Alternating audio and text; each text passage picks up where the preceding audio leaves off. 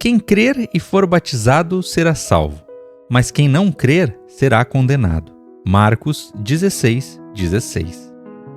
É assim que muitos que se dizem cristãos se contentam e, uma vez que dizem crer e foram batizados, já se sentem livres da obrigação, pois nada mais lhe falta fazer e tudo já está garantido. A partir daí, seja o que Deus quiser, e cada um vive a sua vida à maneira como bem entende. Nós aqui e Deus lá, porque se for para que a vontade dele seja feita, então que ele próprio faça. Afinal de contas, ele tem todo o poder para isso. Enquanto isso, nós aqui nos afastamos cada vez mais dos princípios básicos da fé por acharmos que já fizemos o bastante, quando na verdade nos enganamos profundamente achando que compreendemos a totalidade do crer e o compromisso, a aliança do batismo. Muitos não se dão conta, mas agir assim é como definir a Bíblia toda em apenas um versículo. Se isso fosse possível, por que é que existe todo o restante? É simplesmente um chumaço de papel para fazer volume? Infelizmente, é muito fácil e extremamente comum resumir a vida com Deus a apenas salvação e batismo. Alguns ainda acrescentam a Santa Ceia como um sacramento importante. Isso sem falar dos católicos, que têm ao todo 7 sacramentos. No entanto, é importante e necessário que observemos que, a partir do momento que instituímos o termo sacramento, a nossa fé, estamos estabelecendo práticas ritualísticas que, de certa forma, nos fazem achar que são elas que nos garantem como cristãos, e esquecemos principalmente que o termo cristão vem de seguidor de Cristo, o que é totalmente contraditório, pois o próprio Cristo foi quem veio para acabar com a vida de rituais e práticas automatizadas que o povo de Deus levava. Quando Jesus cura num sábado, por exemplo, ele mostra justamente isso. O povo estava tão cego por conta da lei, tão preso dentro de uma caixinha, que queria colocar Deus dentro dessa caixinha junto com eles. Por isso, sempre que quisermos limitar a maneira como Deus age, estamos indo contra os princípios do próprio Deus. Porque se o Deus que conhecemos é onipotente, onisciente e onipresente, quem somos nós, puro pó, para ditarmos como ele vai agir ou não? Crer, aceitar a Cristo, ser batizado, participar da Santa Ceia são, sim, práticas essenciais para a vida de um cristão. Mas, da mesma forma que é importante que compreendamos toda a riqueza e ensinamentos contidos na oração do Pai Nosso, ao invés de utilizarmos ela apenas como uma reza decorada, é importante que compreendamos o que é de fato crer, aceitar a Cristo, ser batizado e participar da Santa Ceia. Afinal de contas, quando fazemos isso, estamos assumindo um relacionamento com o Criador e devemos entender a grandeza desse ato e a entrega que isso nos propõe, a fim de darmos a devida prioridade para esse compromisso nas nossas vidas. E agora, portanto, já não há nada que importe mais. Basicamente, o que precisamos entender é que existe uma sequência. Primeiro, o Espírito Santo de Deus nos convence a crer. Mas crer em quê? Romanos 10:17 diz: portanto, a fé vem por ouvir a mensagem, e a mensagem vem por meio da pregação a respeito de Cristo. A partir daí, entendemos que a fé não faz parte de nós, mas vem de fora quando conhecemos as Escrituras Sagradas e passamos a aceitá-la como a palavra de Deus, escrita por pessoas inspiradas por Ele. Cristo é o centro.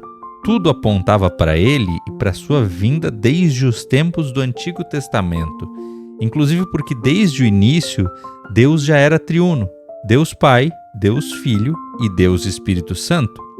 Só então, a partir da compreensão divina que nos é dada, por misericórdia, amor e graça, não por nossos méritos ou por força de vontade, é que nos fica clara a maravilhosa obra da salvação e então vamos para o segundo passo: aceitar a Cristo como Salvador de nossas vidas, na convicção de que não há outro caminho, nem outra verdade e nem outra vida plena senão por Ele, conforme Ele próprio disse em João 14,6.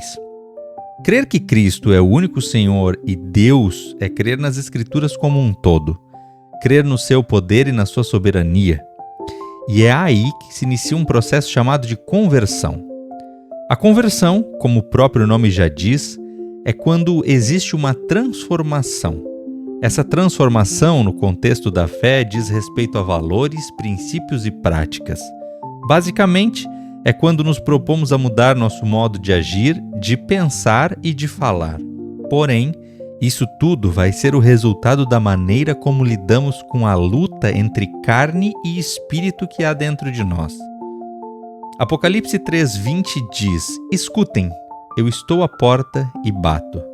Se alguém ouvir a minha voz e abrir a porta, eu entrarei na sua casa e nós jantaremos juntos. Quando aceitamos a Cristo em nossas vidas, abrimos a porta para que Ele entre e o seu Espírito faça morada em nós. Passamos a entender que a entrega de Cristo por nós naquela cruz foi para que Ele nos comprasse com o seu sangue e, portanto, nossa vida agora pertence a Ele.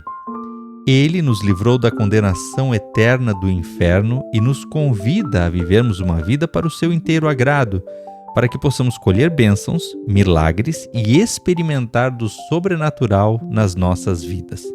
Na carta de Paulo aos Efésios, capítulo 5, versículos 8 a 11, lemos o seguinte: Antigamente, vocês mesmos viviam na escuridão, mas agora que pertencem ao Senhor, vocês estão na luz. Por isso, vivam como pessoas que pertencem à luz, pois a luz produz uma grande colheita de todo tipo de bondade, honestidade e verdade.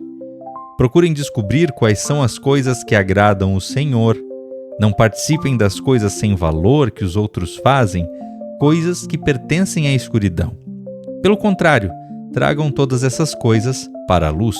Agora que compreendemos essa mudança necessária chamada conversão, vamos para o próximo passo, o batismo.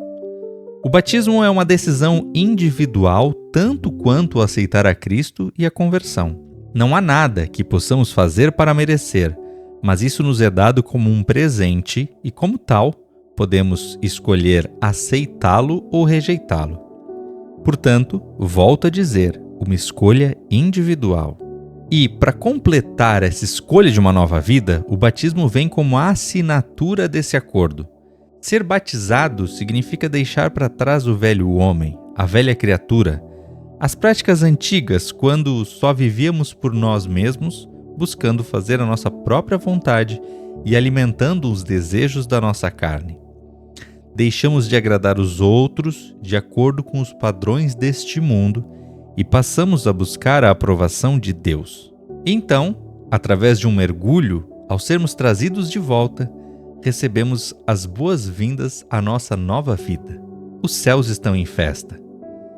Cristo está sempre de braços abertos, batendo a porta e nos convidando a abrir para Ele. Seu amor é incondicional e jamais conseguiremos compreender. Ele nunca desiste de nós.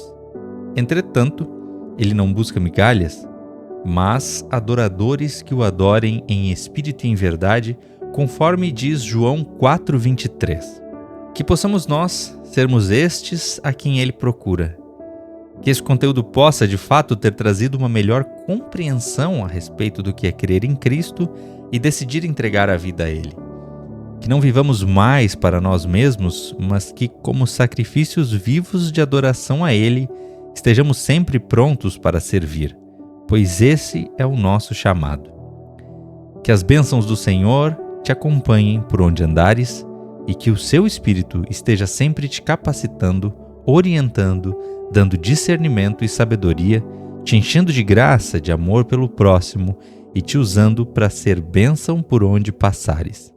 Eu vou ficando por aqui, e se esse conteúdo abençoou a sua vida, peço que compartilhe com seus amigos para que eles também possam ser abençoados. Um grande abraço e fique com Deus.